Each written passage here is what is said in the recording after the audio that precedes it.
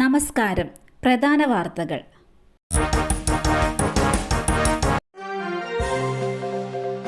മിനിലോറിയും കാറും കൂട്ടിയിടിച്ച അപകടം. ഡ്രൈവർ മിനിലോറിക്കുള്ളിൽ കുടുങ്ങി.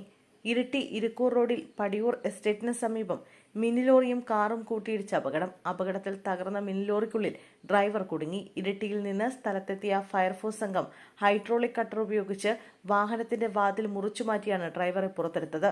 ഉടൻ തന്നെ ഇയാളെ കണ്ണൂരിലെ ആശുപത്രിയിൽ പ്രവേശിപ്പിച്ചു.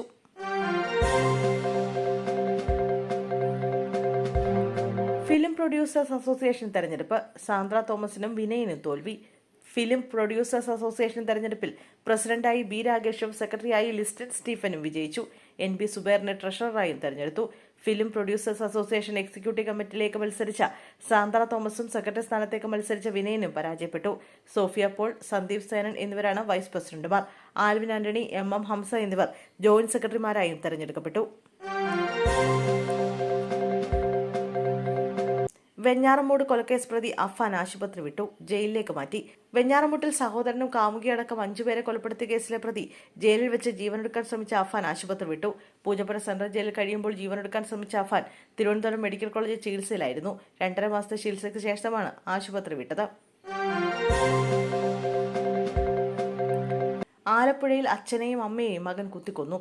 തങ്കരാജ്, ആഗ്നസ് എന്നിവരാണ് കൊല്ലപ്പെട്ടത്. ഇവരുടെ മകൻ ബാബുവിനെ പോലീസ് കസ്റ്റഡിയിലെടുത്തു. ആലപ്പുഴ പോപ്പി പാലത്തിന് സമീപമാണ് സംഭവം. കൊലപാതകത്തിന് പിന്നിലെ കാരണം വ്യക്തമല്ല. ബാബു ലഹരിക്ക് അടിമയാണെന്നാണ് പോലീസിന്റെ നിഗമനം. അമ്മയെയും അച്ഛനെയും കുത്തിക്കൊലപ്പെടുത്തിയതിനു ശേഷം മകൻ ഓടി രക്ഷപ്പെട്ടെങ്കിലും പോലീസ് കണ്ടെത്തി കസ്റ്റഡിയിലെടുക്കുകയായിരുന്നു. ഇറച്ചിവെട്ടുകാരനാണ് മകൻ ബാബു. കൊലപാതക ശേഷം സഹോദരിയെയും നാട്ടുകാരെയും വിവരമറിയിച്ചത് ബാബുവാണ്. സുരേഷ് ഗോപിയുടെ വീട്ടിലേക്ക് യൂത്ത് കോൺഗ്രസ് മാർച്ച്.